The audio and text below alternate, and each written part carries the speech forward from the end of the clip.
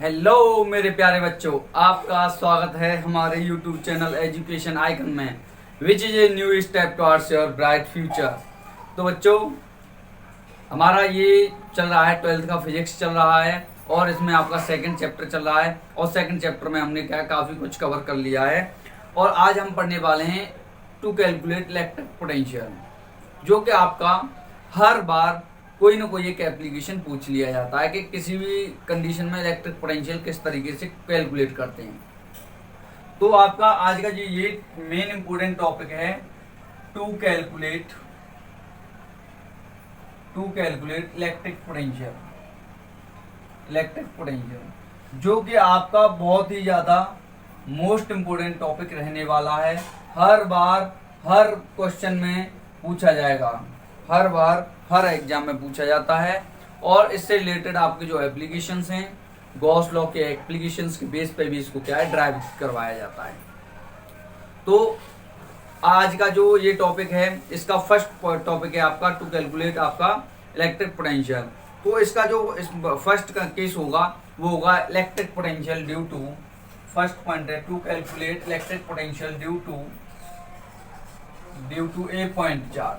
किसी एक point charge के द्वारा आपका किसी एक डिस्टेंस पर इलेक्ट्रिक पोटेंशियल को कैलकुलेट करना। मैंने एक पॉइंट चार्ज क्यू यहाँ पे मान लिया है, जो कि आपका पॉजिटिव चार्ज है। इसके अराउंड आपका कोई इलेक्ट्रिक फील्ड क्रिएट हुआ होगा। इस आपका इस पॉइंट से किसी एक आर डिस्टेंस पे हमको क्या फाइंड करना है, आपका कैपिटल आर ले लेते हैं हम, हर केस में कैपिटल आर लेंगे। इस पॉइंट पी पर मेरे को क्या फाइंड करना है, इलेक्ट्रिक पोटेंशियल फाइंड करना है।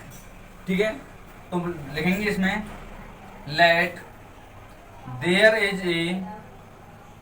Is a unit positive source charge around which an electric field is create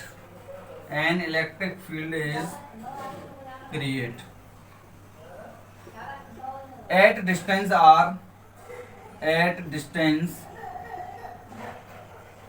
r we calculate the electric potential हमको क्या किसी एक पोटेंशियल डिस्टेंस r पे क्या फाइंड करना है, इलेक्ट्रिक पोटेंशियल फाइंड करना है। तो हमें पता है इलेक्ट्रिक पोटेंशियल मैं किसका फाइंड कर पाऊंगा, जब मेरे को क्या पता होगा, इलेक्ट्रिक फील्ड इंटेंसिटी पता होगी। क्यों फाइंड कर पाऊंगा, इसलिए फाइंड कर पाऊंगा मैं क्योंकि हमें पता है E इक्वल टू आपका क्या होता है, माइनस का dV अपॉन dr होता है या नहीं होता है भाई। यहाँ से मेरे को इलेक्ट्रिक फील्ड इंटेंसिटी पता रहेगी तब मैं क्या आपका इलेक्ट्रिक पोटेंशियल निकाल लूंगा।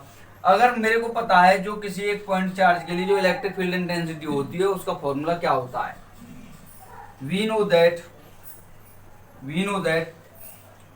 E इक्वल टू आपका जो फॉर्मूला होता है 1/4 pi epsilon not Q1 Q2 upon R square होता है या नहीं होता, बिल्कुल होता है भाई। तो इसको हम क्या करेंगे, यहाँ पे लगा यूज कर लेंगे कैपिटल R बनाइए इसको भाई, ये कैपिटल R यूज करूंगा मैं क्योंकि यहाँ पे जो डिस्टेंस ले रहा हूँ मैं यहाँ कैपिटल R ले रहा हूँ।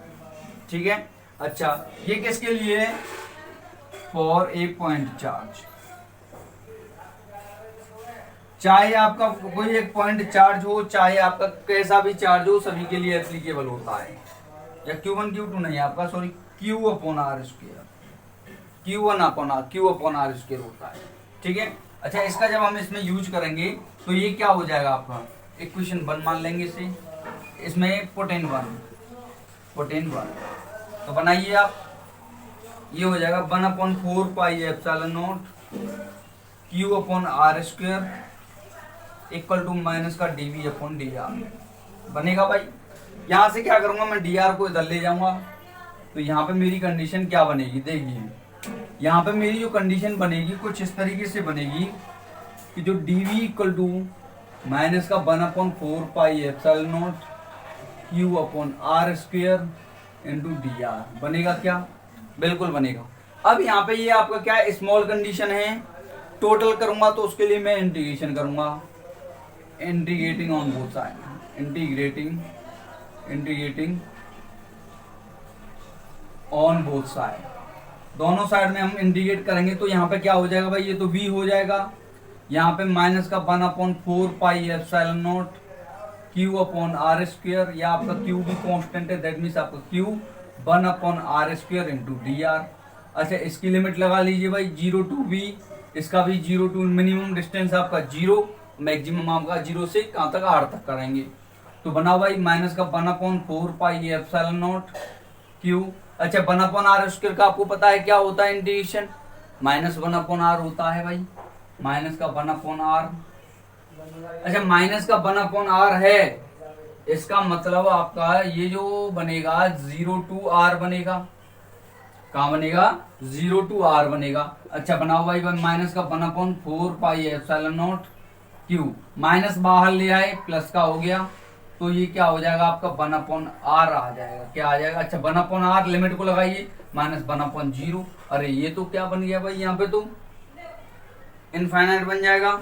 इसका मतलब हमने जो ये जो आपका लिमिट लिया है 0 to r न होके कहां से कहां होगा, ये आपका इनफाइनाइट टू r होगा। क्यों होगा भाई, क्योंकि जो इलेक्ट्रिक पोटेंशियल होता है इनफाइनाइट से किसी एक डिस्टेंस तक लाने में वर्क डन होता है, ना कि 0 से r तक लाने में। कहां से कहां तक, इनफाइनाइट से r तक लाने में। तो यहाँ पे आपका क्या बनेगा, इनफाइनाइट बन जाएगा, ठीक है भाई।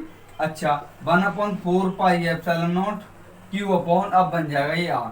तो ये कंडीशन आपकी किसकी हो जाएगी, किसी एक पॉइंट चार्ज के द्वारा किसी एक डिस्टेंस पे इलेक्ट्रिक पोटेंशियल को कैलकुलेट करना, ठीक है। तो यहाँ पे आपका ये 2 नंबर में हमेशा क्या किया जाता है, पूछ लिया जाता है। 2 नंबर में यहाँ पे क्या करेगा, ये पूछ लेगा, ठीक है भाई। जो कि आपका क्या है, बहुत ही ज्यादा मोस्ट इंपोर्टेंट क्या रहने वाला है, ये पॉइंट रहने वाला है। तो चलते हैं अपने अगले पॉइंट की ओर और अगले टॉपिक की ओर।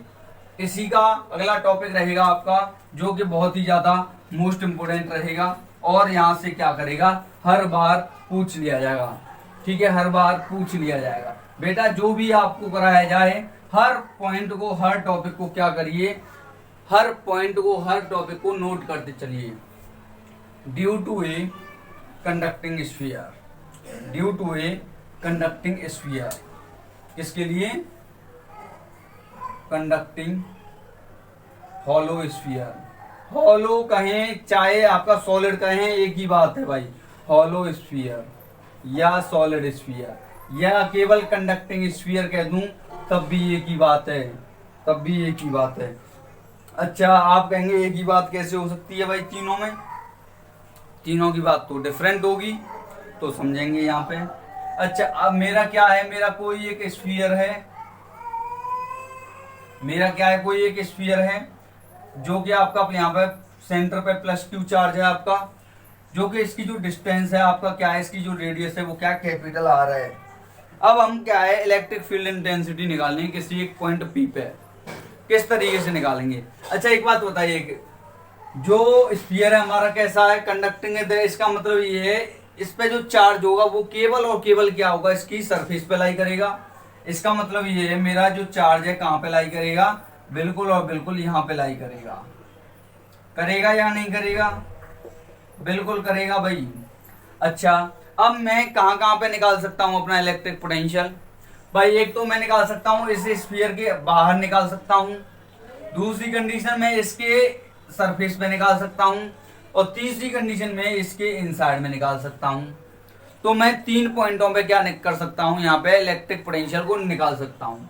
अच्छा 3 पोटेंशियल का मतलब आपका, मैंने मान लिया सबसे पहली कंडीशन है, जो मेरे को इलेक्ट्रिक पोटेंशियल निकालूंगा, इसका जो सेकंड पॉइंट है ये आपका, इसका पहला पॉइंट रहेगा आउटसाइड द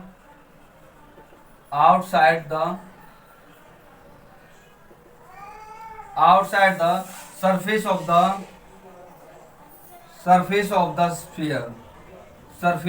द स्फीयर के आउटसाइड में हमें क्या करना है, इलेक्ट्रिक पोटेंशियल निकालना है भाई, इसकी पहली कंडीशन है। तो इसके अकॉर्डिंग अगर मैं ग्राफ बनाऊंगा, डायग्राम बनाऊंगा, तो देखिए कुछ इस तरीके से बनेगा। ये मेरा ओरिजिनल वाला है जो कि कैपिटल R है, कोई एक पॉइंट P मेरा यहाँ पे इसके आउटर साइड में, P कहाँ पे, इसके आउटर साइड में है। क्लियर है, बन गया भाई। तो मैंने मान लिया इस पी की जो डिस्टेंस है आपके सेंटर से वो क्या आपका स्मॉल आर है, यहाँ पे आपका प्लस क्यू चार्ज है या नहीं है। अब एक बात बताइए, इसका मतलब मैं ये भी तो कह सकता हूं कि जो मेरा स्मॉल आर है बड़ा है किससे, कैपिटल आर से, है या नहीं है, बिल्कुल है।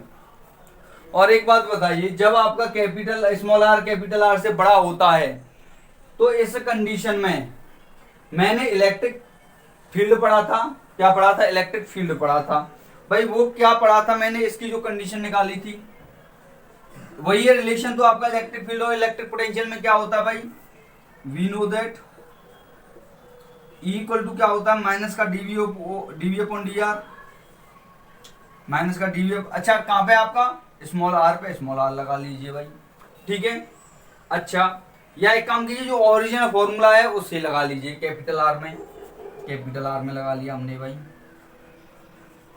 ठीक है। अच्छा आउटसाइड का जो आपका आपके लिए इलेक्ट्रिक पोटेंशियल निकल के आ रहा था वो क्या निकल के आ रहा था, इलेक्ट्रिक फील्ड इंटेंसिटी निकल के आ रही थी आउटर साइड में, वो क्या निकल के आ रही थी, वो बिल्कुल और बिल्कुल भाई वो तो वही निकल के आएगा। अगर हम इसको सॉल्व करेंगे, कर लेते हैं, हमें नहीं पता क्या निकल के आ रहा है। इक्वल टू हमें पता है क्या होता है, 1/4 पाई एप्सिलॉन नॉट होता है, क्यू अपॉन आर स्क्वायर होता है। अच्छा डी आर इधर हो जाएगा और इधर आपका क्या डीवी और माइनस का लगा दिया, होगा या नहीं होगा भाई, बिल्कुल। अभी जो कंडीशन बनाई थी बिल्कुल उसी तरीके से बनाएंगे। अब हम देखिए यहाँ पे बनाइए, इंटीग्रेट करेंगे इसका, ये क्या हो जाएगा, DV equal to integration of infinite से R 1/4 pi epsilon not Q upon R square, Q upon R square into D R. बनेगा या नहीं बनेगा भाई, बिल्कुल बनेगा। अच्छा डी आर कौन सा होगा, डी आर आपका यहां से जो लिमिट होगी भाई, लिमिट इनफाइनाइट से कहां पे, स्मॉल आर पे आएगी, लिमिट कहां से कहां आएगी, इनफाइनाइट से स्मॉल आर पे आएगी। तो ये जो डीवी है, डीवी इक्वल टू क्या हो जाएगा, यहां से बनाओ, माइनस का 1/4 pi epsilon not Q minus का 1/r infinite to small are. बनेगा क्या, बिल्कुल बनेगा। अच्छा डीवी इक्वल टू क्या हो जाएगा, यहाँ पे 1/4 pi epsilon not Q upon small R हो जाएगा। अगर हमारा लिमिट क्या स्मॉल आर है तो स्मॉल आर हो जाएगा। तो ये तो हो गया आपका क्या, फर्स्ट केस के लिए हो गया, जब कोई भी पॉइंट आपका क्या कहां पे हो, आउटर साइड हो। अच्छा सेकंड पॉइंट आपका क्या बन सकता है भाई, सेकंड पॉइंट हमारा ये बन सकता है at the surface of the sphere, at the surface of sphere. बनेगा या नहीं बनेगा। अच्छा एक बात बता दो, at the surface of the sphere के लिए मेरा ये ओरिजिनल वाला स्फीयर है, यहां पे मेरी कैपिटल आर है, यहाँ पे कोई पॉइंट पी होगा, यहाँ पे स्मॉल आर होगी, होगी या नहीं होगी। अच्छा at the surface of sphere के लिए क्या स्मॉल आर कैपिटल आर के बराबर होगी या नहीं होगी, बिल्कुल होगी भाई। अच्छा इसका मतलब तो फिर मैं ये कह सकता हूं भाई कि जो मेरा ये वाली इक्वेशन आई थी, we know that, we know that, अच्छा ये डीवी से वी ही रहे हो जाएगा, इंटीग्रेशन हो रखा है ना, इंटीग्रेशन हो रखा है वी इक्वल टू आपका क्या 1/4 pi epsilon not Q upon R होता है, but small R equal to क्या है इस कंडीशन में, कैपिटल आर है या नहीं है, बिल्कुल है। तो बताओ भाई वी इक्वल टू आपका 1/4 pi epsilon not Q upon R होगा या नहीं होगा, होगा या नहीं होगा भाई, बिल्कुल होगा।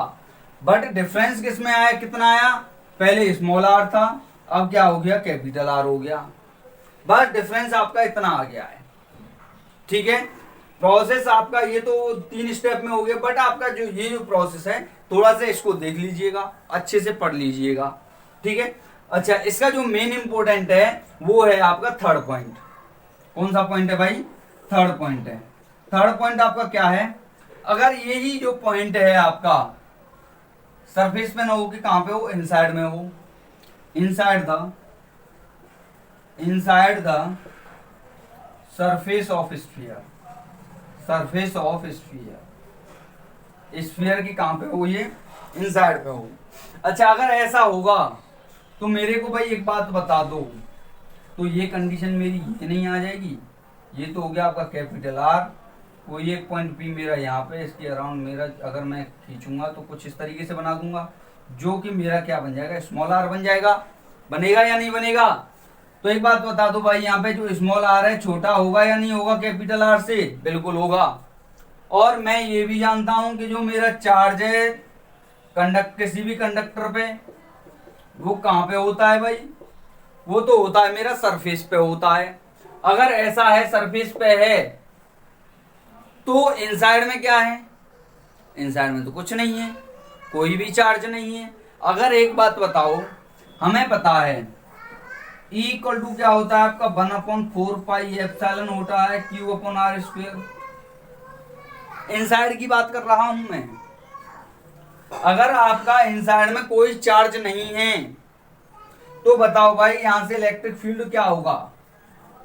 क्या इलेक्ट्रिक फील्ड जीरो नहीं आएगा? क्यों? क्योंकि जो Q इन है वो क्या है आपका? जीरो है।